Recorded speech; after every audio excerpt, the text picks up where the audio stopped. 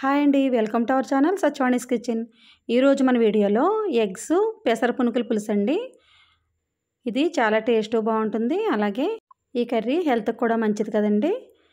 ఎప్పుడైనా వెజిటేబుల్స్ ఇంట్లో లేనప్పుడు ఇలా పెసరపప్పు నానబెట్టుకుని పునుకులు వేసుకుని ఇలా కర్రీ చేసుకుంటే కర్రీ చాలా టేస్ట్ బాగుంటుందండి. ఇది పావు కేజీ తొక్క పెసరపప్పు అండి. 2 గంటలు నానబెట్టి మిక్సీ జార్లో వేసుకొని వాటర్ వడకట్టుకుని వేసుకోవాలి. గట్టిగా ఉండాలి కదా. దీన్ని మిక్సీ చేసుకొని ఒక హాఫ్ స్పూన్ సాల్ట్ వేసుకొని మిక్సీ చేసుకోవాలండి. చేసుకుని స్టవ్ మీద ప్యాన్ పెట్టుకుని డీప్ ఫ్రై సరిపడా ఆయిల్ వేసుకుని ఆయిల్ హీట్ అయిన తర్వాత ఇలా చిన్న పునుకుల కింద వేసుకోవాలి. ఇలా చిన్న పునుకుల కింద వేసుకొని ఇవి వేగిన తర్వాత ఒక ప్లేట్లోకి తీసేసుకోవచ్చండి. అలాగే మనం రుబ్బుకున్న పిండి అంతా కూడాను ఇలా పునుకుల్లా వేసేసుకోవాలి. ఈ కర్రీ పిల్లలకి ఎక్కువ నచ్చుతుందండి. ఈ కర్రీని ప్రిపేర్ చేసుకోవడం కూడా ఈజీ అండి. చాలా ఈజీగా చేసేసుకోవచ్చు. పెసరపప్పు నానబెట్టుకుంటే చాలు, కర్రీ చాలా తొందరగా అయిపోతుందండి. ఇలా మొత్తం పునుకులన్నీ కూడా వేసేసుకొని మనం అన్నీ కూడా ఒక ప్లేట్లోకి తీసేసుకుందాము. ఇప్పుడు దీనికి అవసరమైన చింతపండు నానబెడదామండి. ఒక 3-4 కాళ్ళ వరకు చింతపండు పడుతుంది ఈ కర్రీకి. చింతపండు నానబెట్టుకొని పక్కన పెట్టేసుకొని ఎగ్స్ తీసుకుని ఉడికించి పక్కన పెట్టానండి. మనం పునుకులు వేసిన నూనె కొద్దిగా తీసేసి అదే నూనెలో ఈ ఉడికించిన గుడ్లు వేసేసుకుని కొద్దిగా పసుపు వేసి ఫ్రై చేసుకోవాలండి. ఎప్పుడైనా సరే గుడ్లు పెసర పునుకుల కర్రీ కాంబినేషన్ చాలా బాగుంటుందండి. పెసరపప్పు కడిగేటప్పుడు పొట్టు తీయక్కర్లేదండి. పొట్టుతో రుబ్బుకుంటేనే మంచిది, ఫైబర్ ఉంటుంది కదా. అలా పొట్టుతోనే రుబ్బేసుకుని పునుకులు వేసేసుకోవచ్చు. గుడ్లు వేగిపోయి కదా ఇలా ప్లేట్లో తీసేసుకుని మనం ఆనియన్స్ కట్ చేసి పక్కన పెట్టుకుని అవి వేసేయాలండి. 4 ఆనియన్స్ తీసుకున్నాను నేనైతే పెద్దవి.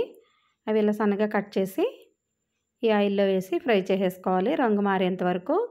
1 స్పూన్ సాల్ట్ వేసుకుంటే తొందరగా వేగుతాయి కదండి. 1 స్పూన్ సాల్ట్ వేద్దాము. ఈ ఆనియన్స్ బాగా మగ్గాలండి. బాగా వేగే వరకు కలుపుతూ ఉండాలి అడుగంటకుండా.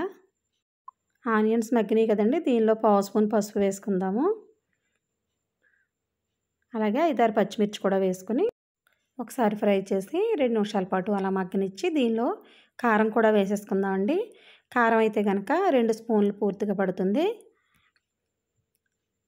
ఇలా కారం 2 స్పూన్లు వేసిన తర్వాత ఇందాక సాల్ట్ మనం కొంచెం వేసాం కదండి. ఇప్పుడు రుచికి సరిపడా సాల్ట్ వేసేసుకుని ఒకసారి కర్రీ అంతా కలిపిన తర్వాత ఒక హాఫ్ స్పూన్ ధనియాల పొడి కూడా వేసుకోవాలండి. ఫ్లేవర్ బాగుంటుంది. ఇలా వేసుకుని మళ్ళీ ఒకసారి కర్రీ అంతా కలిపిన తర్వాత ఉల్లిపాయలు బాగా మగ్గినవి కదండి. చింతపండు రసాన్ని దీనిలో వేసేసుకుందాము. చింతపండు రసం ఎక్కువే వేసుకోవాలండి. ఎందుకంటే పెసర పునుకులంతా కూడా ఈ చింతపండు రసాన్ని అబ్జర్వ్ చేసుకుంటాయి కనుక కొంచెం పలచగానే వేసుకోవాలండి. లేకపోతే గ్రేవీ అనేది ఉండదు. మొత్తం అంతా కూడా ఈ పెసర పునుకులే పీల్చేసుకుంటాయి. ఇలా చింతపండు రసం అంతా వేసేసిన తర్వాత ఓ 5 మినిట్స్ మూత పెట్టేసి మరగనివ్వాలండి. పులుసు అంతా కూడా బాగా మరుగుతుంది కదా. ఇప్పుడు మనం పెసర పునుకులు వేసి పక్కన పెట్టుకున్నాం కదా, ఆ పునుకులన్నీ కూడా ఈ కర్రీలో వేసేయాలండి. పులుసు బాగా మరుగుతుంది కదా. ఇప్పుడు వేసేస్తే వెంటనే అబ్జర్వ్ చేసేసుకుంటాయి. ఇవన్నీ వేసేసిన తర్వాత ఎగ్స్ కూడా ఫ్రై చేసి పక్కన పెట్టాం కదా, అవి కూడా వేసేయండి. ఎప్పుడు కూడా పునుకులు పులుసు పెట్టుకోవడానికి కొంచెం పెద్ద పాత్ర తీసుకోవాలండి. పెద్ద గిన్నె పెట్టుకుంటే ఇవి త్వరగా అబ్జర్వ్ చేసుకోవడానికి వీలుంటుంది. నేను ఇది సరిపోతుంది అనుకుని ఇంకా చిన్న ప్యానే పెట్టానండి. ఇంకా పెద్ద ప్యాన్ అయితే కనుక ఇంకా పెద్దగా ఉబ్బుతాయి పునుకులు అనేవి.